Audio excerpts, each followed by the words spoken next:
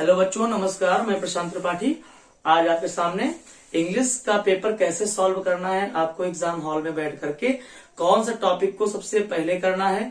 अभी कुछ बच्चों ने बताया कि उन्होंने अभी परीक्षा जो हुई है हिंदी की हुई थी, हिंदी के पेपर में आता था लेकिन आते आते क्वेश्चन छूट गए हैं। तो उसी से हमने समझा कि बच्चों में जो लिखने की प्रवृत्ति है, कभी कभी क्वेश्चन ज्यादा लिख देते हैं। क्वेश्चन को कितना लिखना है, क्वेश्चन किस हिसाब से करना है, कौन सा टॉपिक को पहले अटेम्प्ट करना है। सेक्शन ए अगर हम बात करें इंग्लिश में, तो इंग्लिश में हमारे 4 सेक्शन है। Section A, section B, section C, section D. अगर हम बात करेंगे section A, section B, section C और सेक्शन डी की हम बात करेंगे, तो यहाँ पे अगर हम देखेंगे तो बहुत से बच्चे अनसीन पैसेज से उठा लेते हैं, बहुत से बच्चे पहले लिटरेचर करते हैं, या बहुत से बच्चे अपने अपने ढंग से पेपर को करते हैं और फिर शिकायत भी आती है कि पेपर एग्जाम में मेरा छूट गया। तो उसी को आज ध्यान में रखते हुए कि पेपर आपका ना छूटे, आपको जो आता है आप अच्छे से लिख पाए, आपको किस तरीके से पेपर को अटेम्प्ट करना, तो आइए देखते हैं। तो अगर आप सेक्शन सी से स्टार्ट करते हैं, मतलब कि अगर आप ग्रामर से स्टार्ट करते हैं तो आपको ग्रामर आती है, आपने साल भर पढ़ा है, ग्रामर में नंबर सॉलिड मिलते हैं, सबको पता है। तो अगर ग्रामर में लिखना कैसे है, तो अगर ग्रामर में आपने सेक्शन सी से स्टार्ट किया है तो आप क्या करेंगे, सेक्शन सी लिखेंगे पहले, साफ साफ उसको ऐसा दिखाएंगे कि आप बिल्कुल परफेक्ट हैं, और उसके बाद लिखेंगे क्या आप कर रहे हैं, तो आप ग्रामर का पोर्शन कर रहे हैं तो ग्रामर लिख देंगे। फिर आपको लिखना है आप सेक्शन, अब आप देखेंगे क्या करेंगे, हमने लिखा हुआ है आंसर नंबर 1। अब क्या करेंगे, आप ऐसे ही स्केच पेन से आंसर नंबर 1 हेडिंग डालेंगे।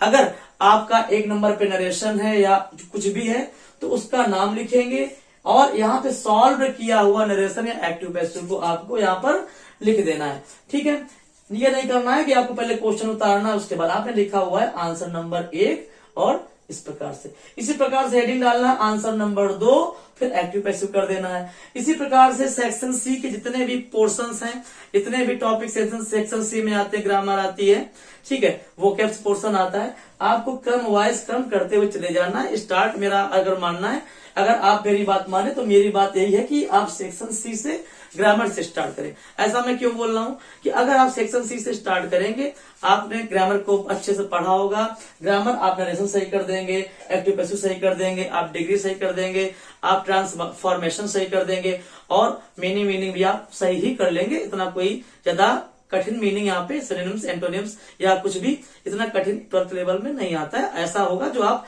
कहीं न कहीं फर्स्ट पेपर में उसका मतलब जानते होंगे और आप बड़े आराम से उसको कर जाएंगे। ठीक है, तो अगर आप ग्रामर से स्टार्ट करेंगे, सेक्शन सी से स्टार्ट करेंगे, तो जब आप लिखना प्रारंभ करेंगे अपनी कॉपी पे, तो क्या होगा कि जब टीचर आपकी कॉपी चेक करेगा तो उसको जब आप नरेशन सही कर लेंगे, एक्टिव पैसिव आप सही ही कर लेंगे, सारे पोर्शन आपने बहुत अच्छे से पढ़े होते हैं, सही करते हुए चले जाएंगे, तो उसको लगेगा कि बच्चा जो है ये पढ़ने वाला बच्चा है और इसने पढ़ाई की है और आगे भी मेरे ख्याल से सही ही करता चला जाएगा। तो फिर अब क्या करना है, फिर आपको इसके बाद फिर आपको सेक्शन ए पर आना है। सेक्शन ए मतलब उसको हम अनसीन पैसेज के नाम से जानते हैं।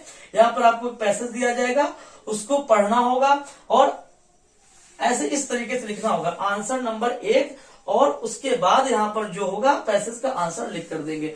और मेन बात ये ध्यान रखना कि पैसेज को कैसे करना है, इसका मैं वीडियो अलग से बना दूंगा, और उस पर आप जो समझ पाएंगे कि पैसेज को अटेम्प्ट कैसे करते हैं। आप अपना समय, मेन ये सब बताने का मतलब है आप समय बर्बाद नहीं करना है। फिर आपको सेक्शन बी अटेम्प्ट करना है। अगर आपको अच्छे मार्क्स प्राप्त करने हैं, टीचर के मन में एक ऐसी इमेज आपको बना देनी है कि जो बच्चा जो आप कॉपी लिख रहे हैं आपको बहुत कुछ आता है। क्योंकि अगर हम बात करें ग्रामर की, तो ग्रामर से ही आप, अगर आपकी ग्रामर अच्छी होगी तो आप अनसीन पैसेज अच्छा कर पाएंगे, अगर आपकी ग्रामर अच्छी होगी तो आप आर्टिकल अच्छा लिख पाएंगे, अगर आपकी ग्रामर अच्छी होगी तो आप लेटर अच्छा लिख पाएंगे, है। अगर हम बात करें ग्रामर अच्छी होगी तो आप सेक्शन डी भी अच्छा ही कर पाएंगे। अगर आपको कहानियां पता है टॉपिक्स की तो बड़े आराम से उसको बना के लिख पाएंगे।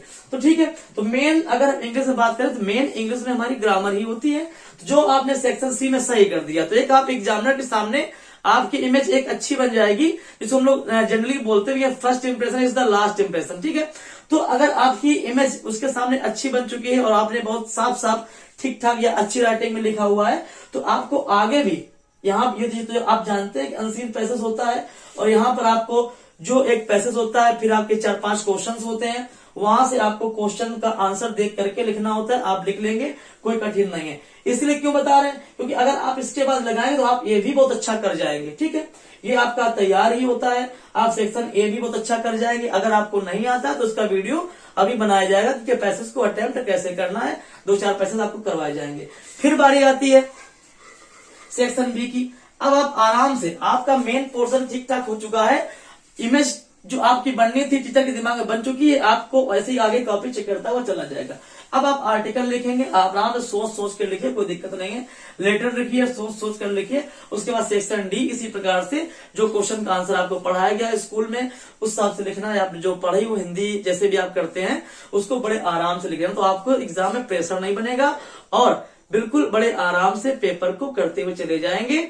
और जो क्वेश्चन छूट रहे हैं उनको छोड़ना नहीं है, क्वेश्चन सभी करने हैं। अगर हम बात करें, अगर हम लॉन्ग की बात करें कि लॉन्ग आंसर किसने लिखने हैं, आप 150 वर्ड्स में लिखिए। अगर हम 150 की बात करें तो बड़े आराम से आपका 1.5-2 पेज हो जाएगा। 1.5 पेज लिखिए, 4 लाइन छोड़ दीजिए और उस पर लिख दीजिए पीटीओ। आगे पीटीओ लिख दीजिए, 2 पेज आपके माने जाएंगे।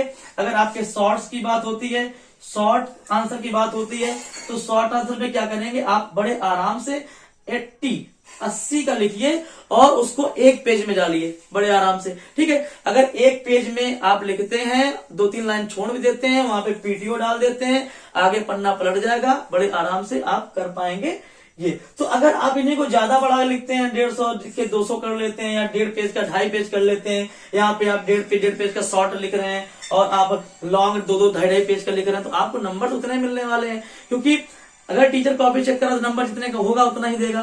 तो आप समय बर्बाद नहीं करना है, आपके पास समय भी कम होगा यहाँ पर, तो आप बिल्कुल बड़े आराम से इतना इतना कर लेंगे। और मेन जो आपके नंबर यहाँ से मिलने, 10 नंबर का आर्टिकल, 10 नंबर का लेटर था चल रहा था, 15 नंबर का एंसिंग पैसेज चल रहा था, ग्रामर चल रही थी, आपने काफी कुछ नंबर गेन भी कर लिया था और बड़े आराम से पेपर को अटेम्प्ट करेंगे तो समय भी आपका बचेगा और पेपर अच्छा बनेगा। और अब यहाँ पर अगर आप इस पोर्शन में, सेक्शन डी में, आप कुछ भी बना बना के लिख रहे हैं या आर्टिकल में बना बना के लिख रहे हैं, लेटर में जो भी आपको आता है उसको लिख रहे हैं, तो आपकी इमेज यहीं से बन चुकी है। तो आप, वो टीचर जो होगा आपको समझेगा कि आपने बहुत अच्छा प्रयास किया लिखने का और आपको नंबर देता देता चला जाएगा और आपकी कॉपी अच्छी चेक करेगा। ये मेन बताने का मकसद था कि आप सेक्शन सी से स्टार्ट करें। ठीक है, बाकी सेक्शन सी में जो भी होता है नरेशन, इसकी प्रैक्टिस आपको कराई जाएगी।